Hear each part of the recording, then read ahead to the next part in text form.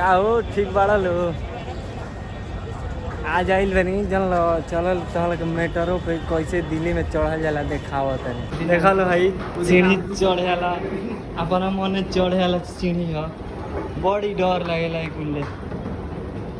क्या करवा लेकिन चढ़े के पड़ला ठीके लगेला अपने चले ले देखा लो टिकट उकट काट ले रही मोबाइले से आ उन्हें पुलिस रहलस वही से बनैली है ना भीतर जान लो आई बनी ऊपर तो तनी मनी बना लेते नहीं अब ट्रेनवा ना मेट्रो हुआ के वेट करते हैं क्या आई तो बैठक जाओ ही आराम से देखे लो कैसे बैठे नहीं जाओ लेकिन बैठे के मिलेला ना खड़े जा नहीं जाए एसी रहेला तो ठीक रहेला आराम से चल जाए नहीं तो मर्द बहुत गर्मी बा आता ना गर्मी में मर्द माथा खराब हो जाता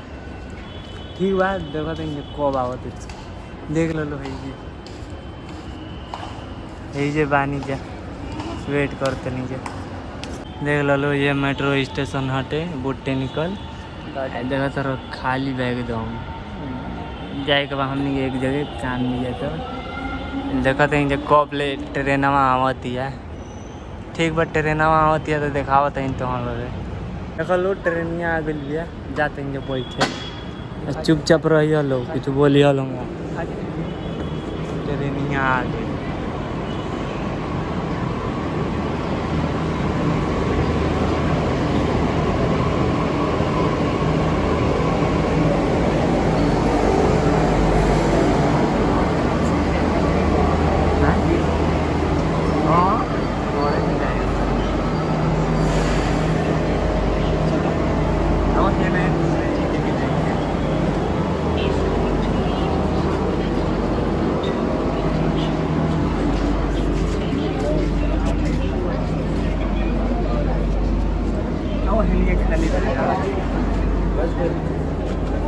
देखो लो चढ़ गए बनी चुपचाप खड़ा बनी बैठे के सीट वोट ना मिल रहा ये दिक्कत देखावत है नहीं चलती है देखो लो जाते हैं वैसे खड़ा हो के हमार मोबाइल चार्ज ना रहे चार्ज में लगैले बनी और वही तरी जाते खड़े हो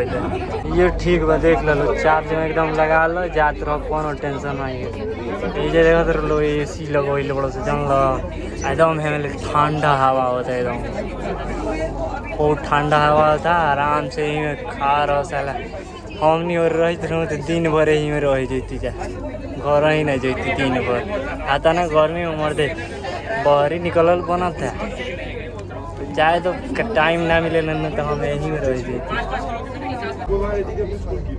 देख लो सही स्टेशन पे रुके ले जरी स्टेशन बाटे रुके ले सही गेट खुली थोड़े आदमी उतरी हैं थोड़े आदमी चढ़ी हैं ये फायदा है में गेट वोट खोले के ना पड़ेला लो ये अक्षरधाम हो बहुत बढ़िया बड़ मंदिर है जान लो इधर घूमे जेबो लो तो बड़ा बढ़िया बा लेकिन फोटो ना खींचे दिया सब टूरिस्ट सब के बस पार्किंग कई बस बहुत बड़ मंदिर बा आज मजा आई ना भीड़ गाड़ी इतना लागल पड़ी सब बहुत गाड़ी लागल पड़ी सब मोय देखे खातिर आदमी जुटल बा जे ले रोडवा जाल जे स्टेशन पे उतर के मंदिर पर चढ़ जाए फिर दूर रह के पैदल चल जाए देख लो भैया अब घुसे वाला बने धरती के नीचे वही में ट्रेन चले वही में जाएगा लोगों अंधार भैया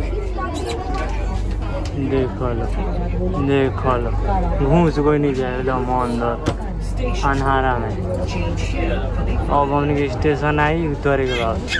चलो उतरी जाओ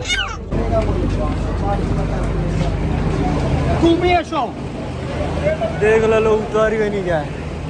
धरती के नीचे बानी ज्यादा आधा देख लो यही में नहीं आ जाए अब जाते हैं जो ऊपर देख लो बड़ा भीड़ बा यही ले जाएगा बिया यही ले जाए जाने के खाली हो जाए तो चलो चले वाली सीढ़ियाँ पर चढ़ता नहीं दादा बड़ा दिक्कत बा मर्दबा चढ़े में हूँ पे जंगल हो चलत। अब देखियो कैसे उतर के दौड़े के पड़ जाला उतरे खातिर। बा चलो जान बा चल धरती पर बुझाते कि अब आ गए जाते जब उतर निकले के रास्ता में जन लो वही तर निकल जाए। जन लो भैया टिकट किन ले बनी हाथ ना महंगा कहते कि हम मान टिकट बड़ा दुख लागल, लेकिन फिर बाद में ले लो तो बड़ा सुकून मिलल कि चल ले लो। अब बुझाते कि धरती पर आ गए नहीं जा, लेकिन आज बुझाइल कि एसी वाला आदमी के कितना दुख बा। ओमे ले निकलत इंजन तो एकदम माँ की फेंकता, निकले के मन नहीं करत रहे। का करबो जाए के मतलब का करबो निकले के पड़ी। देख लो अब ये धरती पर नहीं जा, रोड भी है बगलिया तो ठीक है बा मेट्रो के सफ़र कर नहीं जा तुम लोग के तो ठीक बा। फिर आगे दूसरा वीडियो में मिलेगी। हाँ एगो बात बताया मतलब भूला आता है। देखो नहीं है एक जना कमेंट कैले रहे हैं कि भैया आप भोजपुरी क्यों बोलते हो। अरे भाई हमारा हिंदी ना बोले आवेला को हाली कहीं हमारा हिंदी साफ बोले ना आवेला, तो जौन बोले आवत तो बोलते नहीं जरा बुझा तो भाई देख लो हम हमार गलती नहीं है। ठीक बा तो फिर नया बड़ा बढ़िया सीन बा आगे वाले वीडियो में तो हम लोग दिखाए। ठीक बा बाय बाय जय श्री राम।